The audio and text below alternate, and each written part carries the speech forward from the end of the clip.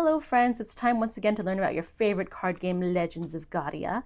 And today we are going to learn about a card number 7, the Lord.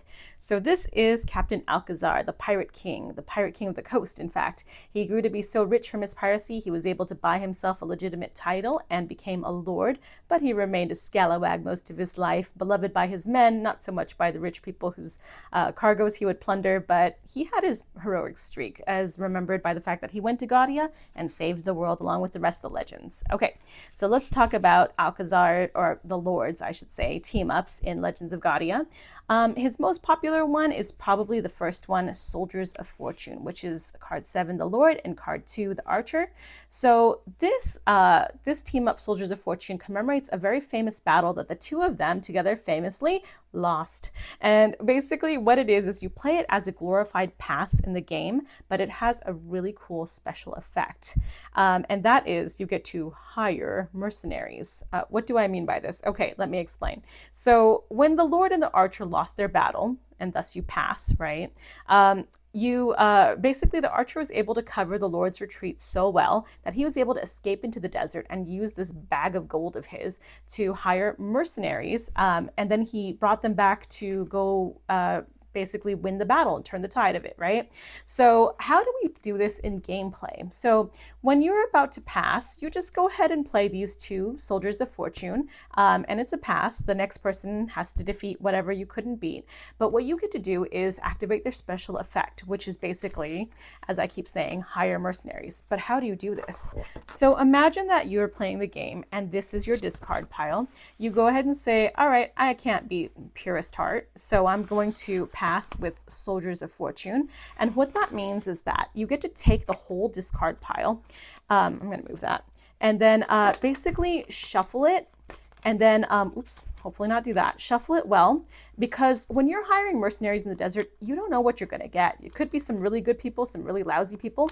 So what you're doing is you go ahead and shuffle the discard pile, deal out 4 cards, and then secretly look at them because you're hiring mercenaries in secret. And then out of these 4, you get to decide which 2 you want to hire and which 2 you're just going to let go.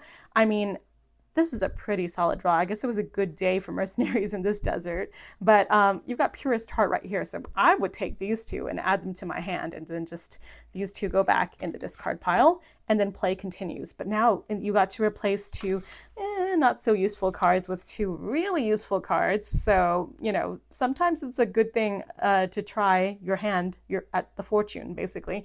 So that's the team up Soldiers of Fortune. One way to shake up your hand, as I mentioned. The next one is Nobility, which is card 7, the Lord, and card 6, the Lady. So that's very obvious. It's the 2 nobles in among the 12 legends, and the 2 of them together, they are powerful over people. So they defeat any single card except for our good old friend, the Paladin, who is above the laws of man. So a single Paladin defeats nobility, just like he defeats so many things by himself. So they're not even that, they can't even defeat every single card. They're not that useful. But anyway, they're there. So you can use nobility as a team up as you wish, if you wish. The next thing is the Lord's Stratum. He is in 3rd stratum, as you can see. So 3rd stratum, if you recall on our handy little card grid, is these 3 cards: the Jester, the Lord, and the Wizard, right? They're 3rd stratum together, and that's what it says on all 3 of their cards. So when you put the 3 of them together, again, border color doesn't matter. You can mix and match as you wish, but it's just when you have all 3 cards in 3rd stratum, you get to play this powerful hand. The good thing about stratum is once they've been activated, like once they've been played, the only thing that can beat a stratum is a numerically higher stratum. So in the case of 3rd stratum, only 4th stratum could beat it, right? Once you play this, or as always, a universal, which we cover or we have or will cover in another video, which is a full house. So any of these 3 houses, all 4 cards in the house, and the border color does have to match in that case. So a full house like this is Transcendence House, cards 9 through 12.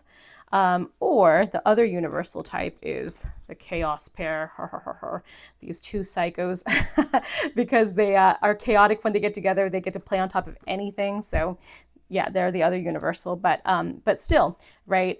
Aside from the full houses and the chaos pair, this is a pretty strong hand that can defeat a lot of stuff. So not bad, Lord. Okay.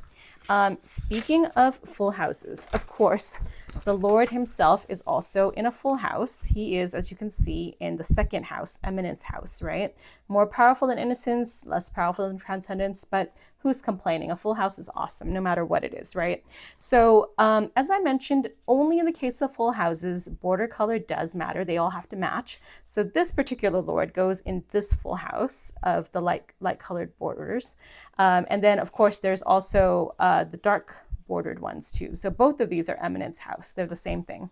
And yeah, that's it. That's everything for the Lord. So thank you for learning with me.